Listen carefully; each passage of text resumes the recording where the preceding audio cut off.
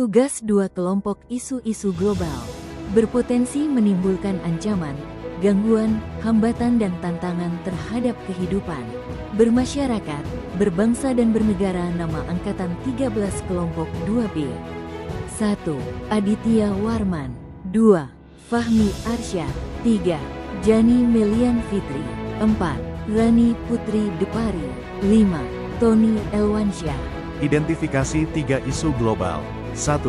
Ketegangan geopolitik antara Iran, Amerika dan Israel terus meningkat dan menjadi salah satu konflik global paling kompleks serta berdampak luas. 2. Kurangnya pengawasan serta perlindungan hukum terhadap pekerja migran oleh pihak penyedia jasa tenaga kerja maupun pihak berwenang. 3. Ancaman siber bagi kedaulatan negara Republik Indonesia. Dari identifikasi isu tersebut, isu yang paling mengancam dan berbahaya adalah ancaman siber bagi kedaulatan negara Republik Indonesia sehingga perlu untuk dianalisa lebih lanjut. Penyebab isu. 1. Indonesia sedang mengalami digitalisasi besar-besaran di sektor pemerintahan, ekonomi, dan sosial. 2. Infrastruktur teknologi informasi di Indonesia masih belum sepenuhnya mumpuni. 3. Ruang siber kini menjadi arena geopolitik baru. Dampak ancaman siber terhadap kedaulatan negara Republik Indonesia dapat meluas ke berbagai aspek, mulai dari pemerintahan, ekonomi, hingga sosial politik. Serangan siber berpotensi melumpuhkan layanan publik vital seperti kesehatan, transportasi, dan energi, sekaligus membuka peluang kebocoran data strategis yang melemahkan posisi diplomasi dan kontrol negara atas informasi warganya. Dari sisi ekonomi, kerugian finansial akibat ransomware atau pencurian data bisa mencapai triliunan rupiah, menurunkan kepercayaan investor, serta mengganggu perdagangan dan logistik.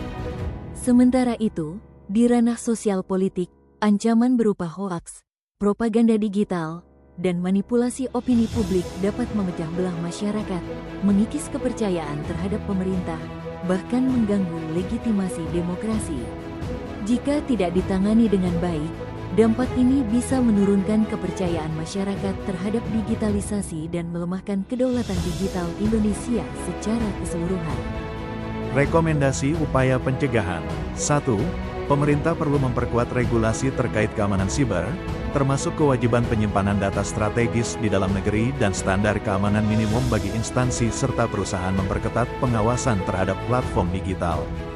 2. Melalui pelatihan berkelanjutan bagi ASN, aparat pertahanan, dan masyarakat umum agar lebih memahami ancaman siber serta menerapkan kebiasaan digital yang aman, meningkatkan peraturan dan meningkatkan sanksi hukum yang tegas. 3. Meningkatkan kualitas sistem TI, firewall, enkripsi, dan pusat data nasional agar tidak mudah ditembus oleh serangan luar. 4.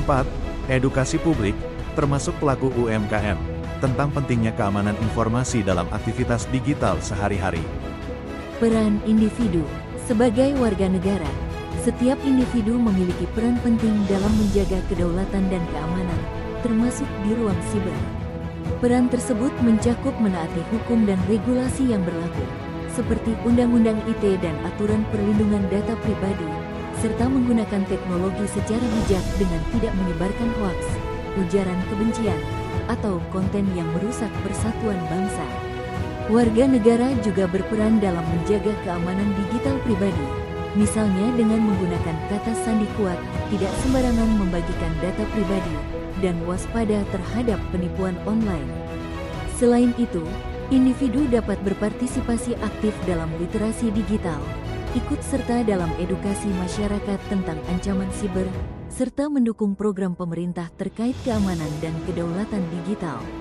Dengan sikap disiplin, kritis, dan bertanggung jawab, warga negara berkontribusi langsung pada ketahanan nasional di era digital. Terima kasih sudah menonton. Sekian dan terima kasih.